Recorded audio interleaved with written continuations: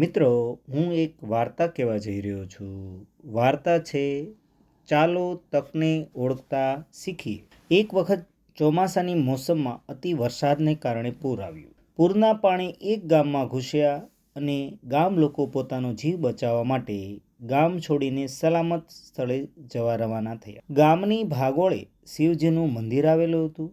એક યુવક દોડતો દોડતો મંદિરે ગયો અને મંદિરના પૂજારીને કહ્યું, પૂજારીજી, પૂરના પાણી ગામમાં ઘૂસી ગયા છે અને હવે મંદિરમાં પણ પાણી ભરાવાના શરૂ થયા છે.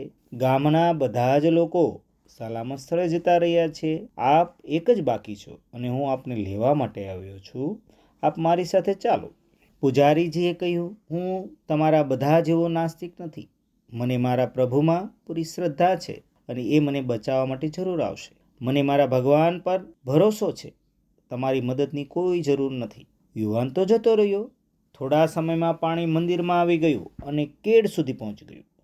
પૂજારીજી મંદિરના ઓટલા પર ચડી ગયા. થોડી વાર પછી ત્યાં એક સૈનિક હોડી લઈને આવ્યો અને પૂજારીજીને કહેવા લાગ્યો, પૂજારીજી, હોડીમાં આવી જાઓ. પૂજારીજીએ હોડીમાં બેસવાની પણ ના પાડી અને યુવાનને જે જવાબ આપ્યો હતો એવો જ જવાબ પેલા સૈનિકને પણ આપ્યો. સૈનિકના ગયા પછી પાણી વધ્યું અને છત સુધી આવી ગયું. પૂજારીજી મંદિરના શિખર પર ચડી ગયા. ઉપરથી એક હેલિકોપ્ટર પસાર થયું અને હેલિકોપ્ટરમાંથી એક દોરડાની સીડી નીચે ફેંકવામાં આવી, જેથી પૂજારીજી દોરડું પકડીને ઉપર આવી શકે. પણ પૂજારીજીએ દોરડું ન પકડ્યું અને પાણી સતત વધતું રહ્યું. પૂજારીજી ડૂબી ગયા અને મૃત્યુ પામ્યા. ઉપર જતાની સાથે જ પૂજારીજીએ રાડારાડી શરૂ કરી. એમણે ભગવાનની સામે લાવવામાં આવ્યા એટલે ભગવાનને ફરિયાદ કરી, મેં તમારી આટલી સેવા પૂજા કરી, આટલો વિશ્વાસ રાખ્યો, તો પણ તમે મને બચાવવા કેમ ના આવ્યા?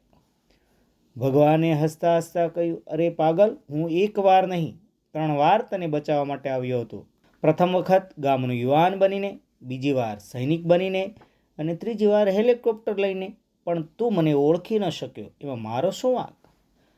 મિત્રો, જીવનમાં પણ તક પણ કોઈ જાતની ઓળખાણ વગર સાવ અજાણી બનીને આપણી સામે આવે છે. આપણે તેને ઓળખી શકતા નથી અને પછી મને આગળ વધવા માટેની કોઈ તક મળતી નથી એવી ફરિયાદ છે એ ભગવાન પાસે કરીએ છીએ. એટલે માટે તમામ મિત્રોને આ તકને ઓળખો અને મંજિલ સુધી છે એ પહોંચો. તો મિત્રો, આજ જે આ વાર્તા સાંભળી અને આ વાર્તા સાથે અહીંયા આ વાર્તા પૂર્ણ થાય છે. મનીષ વિંજોડાના નમસ્કાર. Thank you.